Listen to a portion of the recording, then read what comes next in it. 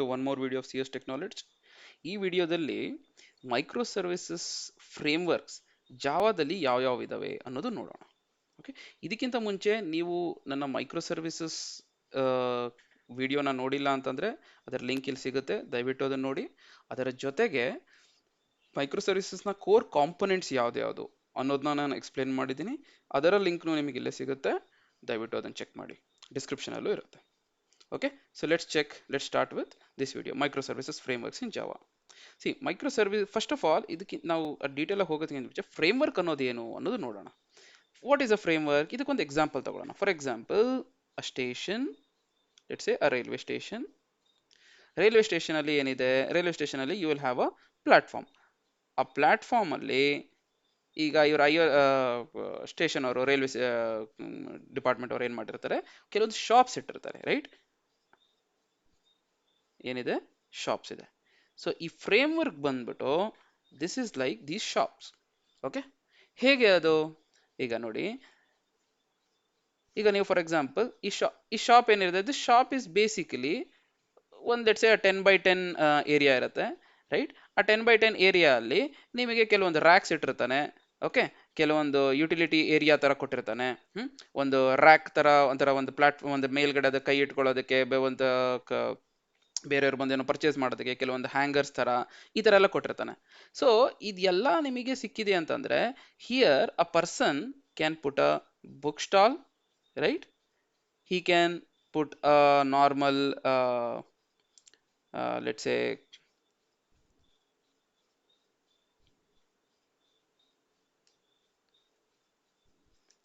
mobile store, right?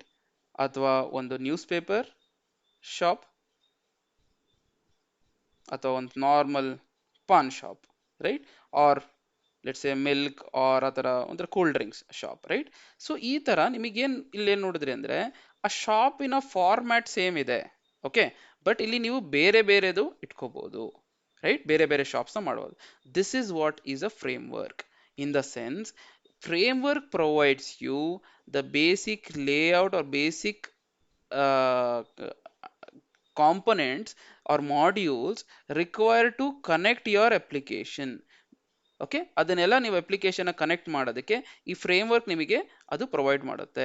ನೀವು database ಕನೆಕ್ಟಿವಿಟಿಗೆ ಅದಕ್ಕೊಂದು ಕೆಲವೊಂದು ಮಾಡ್ಯೂಲ್ಸ್ ಇರ್ತವೆ, ರೈಟ್? ನೀವು ಬೇರೆ ಇನ್ನೊಂದು ಸರ್ವಿಸ್, ಫಾರ್ ಎಕ್ಸಾಂಪಲ್ ಯಾವ್ದು ಎಸಿಂಕ್ರೋನಸ್ ಸರ್ವಿಸ್ ಇದೆ, ಆಯ್ತಾ? ಆ ಲೈಬ್ರರಿಗೆ ಕನೆಕ್ಟ್ ಮಾಡೋದಕ್ಕೆ ಅದಕ್ಕೆ ಕೆಲವೊಂದು ಕಾಂಪೊನೆಂಟ್ಸ್ ಕೊಟ್ಟಿರ್ತಾನೆ. ಸೊ ಈ ತರ ಬೇರೆ ಬೇರೆ ಕಾಂಪೊನೆಂಟ್ಸ್ನ ಕೊಟ್ಟಿರೋದಕ್ಕೆ ನೀವೇನ್ ಮಾಡ್ಬೋದು, ನಿಮ್ಮ ಅಪ್ಲಿಕೇಶನ್ ಯಾವ ಅಪ್ಲಿಕೇಶನ್ ಬೇಕಾದ್ರೆ ಡೆವಲಪ್ ಮಾಡ್ಬೋದು, right? Any application, app 1, app 2, right? ನೀವು ಒಂದು ಮೊಬೈಲ್ ಆ್ಯಪ್ ಮಾಡ್ಬೋದು, ಆರ್ ಲೆಟ್ಸ್ ಸೇ ಒಂದು ಇ-ಕಾಮರ್ಸ್ ಆ್ಯಪ್ ಮಾಡ್ಬೋದು, ಅಥವಾ ಒಂದು ಟ್ರಾವೆಲ್ ಆ್ಯಪ್ ಮಾಡ್ಬೋದು, ಬೇರೆ ಬೇರೆ ಆ್ಯಪ್ ಮಾಡ್ಬೋದು. But you can use the same framework. That is called as a framework. Okay, I hope ನಿಮಗೆ ಇದು ಅರ್ಥ ಆಗಿದೆ. ನಿಮ್ಗೆ ಅರ್ಥ ಆಗಿಲ್ಲ ಅಂದರೆ ದಯವಿಟ್ಟು ಕಮೆಂಟ್ ಸೆಕ್ಷನಲ್ಲಿ ಮೆನ್ಷನ್ ಮಾಡಿ, I will try my best to explain them. So ಈಗ ಮೇನ್ ಟಾಪಿಕ್ಗೆ ಬರೋಣ. So micro services frameworks in Java ಯಾವ್ದಾವ್ದಿದಾವೆ? There is one very prominent which is Spring, there are Dropwizard, Restlet, Spark, and then there are many other. But ನಾವು ಈ ವಿಡಿಯೋದಲ್ಲಿ we will focus on Spring. Okay, so Spring ಬಂದ್ಬಿಟ್ಟು it's a very very famous, very well known, very established framework. ಇದು ಏನು spring ಏನೇನು provide ಮಾಡುತ್ತೆ ಅಂತಂದ್ರೆ, Spring provides you the very important thing which you require for microservices. It provides you a very easy framework.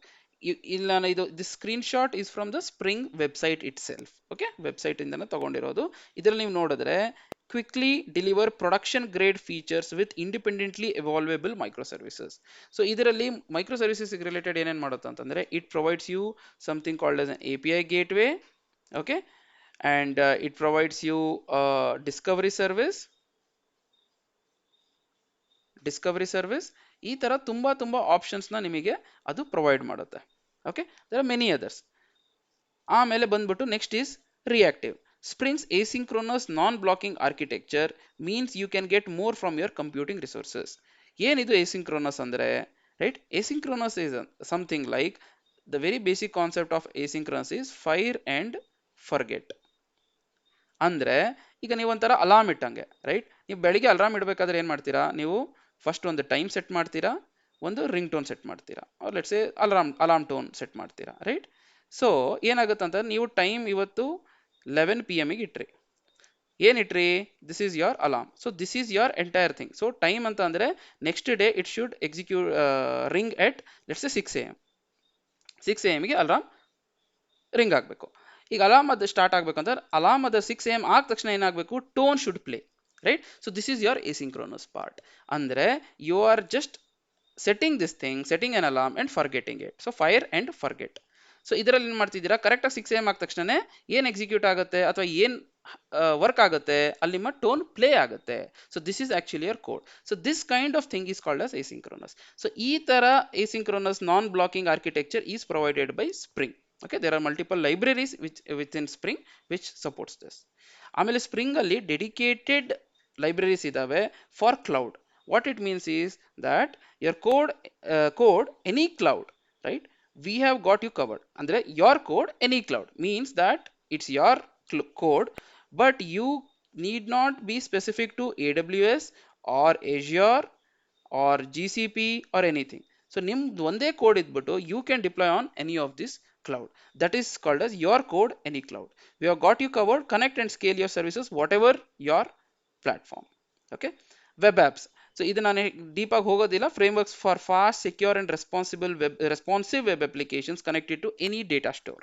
So web apps ಅಂತ ಅಂದ್ರೆ Spring actually kind of provides you this layered architecture, support for layered architecture. Layered architecture ಅಂದ್ರೆ ಏನು ಅಂತಂದ್ರೆ,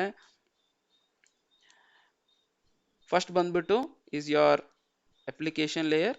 ಅಂದ್ರೆ ಇದರಲ್ಲಿ ಬಂದ್ಬಿಟ್ಟು ನಿಮ್ಮ controllers ಎಲ್ಲ ಇರ್ತವೆ, right? This is where your REST or let's say your HTTP, all those supports you will get, right? ಎಲ್ಲ input validation ಮಾಡ್ತೀರಾ. ಸೆಕೆಂಡ್ ಬಂದ್ಬಿಟ್ಟು your business layer or service layer. Okay, this is where your core business logic is there. Okay, next ಬಂದ್ಬಿಟ್ಟು your DAO layer. So spring ಅಲ್ಲೇ spring JPA ಅಂತ ಇದೆ. So ನೀವು ಮುಂಚೆ ಎಲ್ಲ ಹೈಬರ್ನೇಟ್, ಐಬ್ಯಾಟಿಸ್ ಆ ಥರ ಎಲ್ಲ ಸಪ್ರೇಟ್ ಫ್ರೇಮ್ವರ್ಕ್ಸ್ ಇದ್ವು. ಇವಾಗೆಲ್ಲ ಏನಾಗಿದೆ, spring JPA it self. Okay, let me mention it, Spring JPA. Okay, JPA stands for Java Persistence API. So either, so this is a layered architecture. So this Spring kind of facilitates this layered architecture. That is about this web apps. Next ಬಂದ್ಬಿಟ್ಟು serverless. Serverless ಏನಂತಂದ್ರೆ ಏನು, serverless ಅಂತ ಅಂದ್ರೆ there is no server ಅಂತ ಅಲ್ಲ. Okay, it means that there are servers but you need not worry about your the deploying, okay, deployment, configuration, scaling, ಇದು ಎಲ್ಲದರ ಬಗ್ಗೆ ನೀವು you need not worry. This is called as serverless. ಅಂದ್ರೆ ನಿಮ್ಮ application ಇರಬೇಕು, then it will just execute. Okay, then comes your event driven. What is event driven? Event ಅಂತ ಅಂದ್ರೆ there is some event based on which whenever that event is triggered ಯಾವ್ದಾದ್ರು ಒಂದು action ಆಗಬೇಕು. ಅಂದ್ರೆ for example let's say ನೀವು Uber driver ಆಯ್ತಾ, there is an Uber driver. So the moment there is this thing a request available or let's say a trip available, right? A trip available, ಅವಾಗ ಏನಾಗುತ್ತೆ, then the driver is going to come to the source, right? So this means that based on an event something is triggered. That is called as event driven architecture. So integrate with your enterprise, react to business events, act on your streaming data. So ಈ ತರ ಬೇರೆ ಬೇರೆ facilities are there in the Spring framework. The last but not the least is batch. ಏನ್ batch ಅಂತ ಅಂದ್ರೆ, for example there are some tasks over the entire period of the day which ಅವಾಗ್ಲೇ ಆಗ್ಬೇಕಂತ ಇರಲ್ಲ, right? For example let's say ಯಾವ್ದಾದ್ರು ಒಂದು report build ಮಾಡಬೇಕು, right? ಈಗ ರಿಪೋರ್ಟ್ ಬಿಲ್ಡ್ ಮಾಡಬೇಕು, ಇದು ಏನಂತಂದ್ರೆ ಯಾರಿಗೆ ಬೇಕು, for example it is required by some manager. ಈ ರಿಪೋರ್ಟ್ ಯಾವ್ದು ಬೇಸಿಸ್ ಮೇಲೆ ಇದೆ, ಫಾರ್ ಎಕ್ಸಾಂಪಲ್ ಎಂಟೈರ್ ಡೇ ಅಲ್ಲಿ ಎಷ್ಟೆಷ್ಟು ಕ್ರೆಡಿಟ್ ಕಾರ್ಡ್ಸ್ ಪರ್ಚೇಸ್ ಆದ್ವು, right? Credit cards or debit cards or let's account opening, ಈ ತರ ಎಲ್ಲ ಏನೇನಾಯ್ತು ಅನ್ನೋದು ಬಂದ್ಬಿಟ್ಟು ಒಂದು ಬ್ಯಾಂಕ್ ಮ್ಯಾನೇಜರಿಗೆ ಬೇಕು. ಸೊ ಇದು ಬ್ಯಾಂಕ್ ಮ್ಯಾನೇಜರ್ಗೆ ಬೇಕು ಅಂತಂದ್ರೆ ನೀವು ಪ್ರತಿಯೊಂದ್ಸರಿ ಒಂದು ಕ್ರೆಡಿಟ್ ಕಾರ್ಡ್ ಕ್ರಿಯೇಟ್ ಆಯ್ತು, ಡೆಲಿವರ್ ಆಯಿತು, ಅದ ಒಂದು ಅಕೌಂಟ್ ಓಪನ್ ಆಯಿತು ಅಂತ information you do not give to bank manager. At the end you should have a report. ಈ ಥರ ನೀವೆಲ್ಲದನ್ನ ಕಲೆಕ್ಟ್ ಮಾಡಿಬಿಟ್ಟು at the end you have to process. At the same time ಈ ತರ, this is about one report. ಇದೇ ತರ if you have to do multiple reports, that is when you do batch processing. Okay, this is called as batch, where automated task offline processing of data at a time to suit you. ಅಂದ್ರೆ ನಾವು ರಾತ್ರಿ, let's say if I have to do it at 9 p.m., I can create a batch job which will be executed at night. Or if I have to do it at let's say morning, right, 7 a.m. ಗೆ ಮಾಡಬೇಕು. So 7 a.m. ಗೆ ಮಾಡಿದ್ರೆ the report will be generated, let's say within some 5 minutes, 10 minutes, that depends on the size of the, on the complexity, everything. So ಈ ತರ ಎಲ್ಲ features are provided by Spring. Okay, so Spring is very very vast. There are other concept called as AOP, aspect oriented programming. There are transactions, right? Database transactions anta ide. You can ensure to support acid transaction. ಈ ತರ ಎಲ್ಲ ತುಂಬಾ ತುಂಬಾ concepts ಇದಾವೆ. So this is all is available in Spring.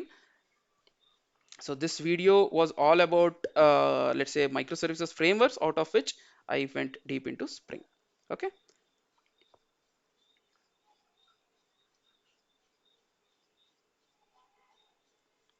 So if you like the video, please like and share it. Okay, ಇದರ ಜೊತೆ ಚಾನಲ್ನ subscribe ಮಾಡಿ. ಈ ವಿಡಿಯೋ ನಿಮಗೆ ಹೆಲ್ಪ್ಫುಲ್ ಅನಿಸ್ತು, ಬೇರೆಯವರಿಗೂ ಹೆಲ್ಪ್ಫುಲ್ ಆಗುತ್ತೆ ಅಂತ ಅಂದರೆ ದಯವಿಟ್ಟು ಶೇರ್ ಮಾಡಿ. Thank you.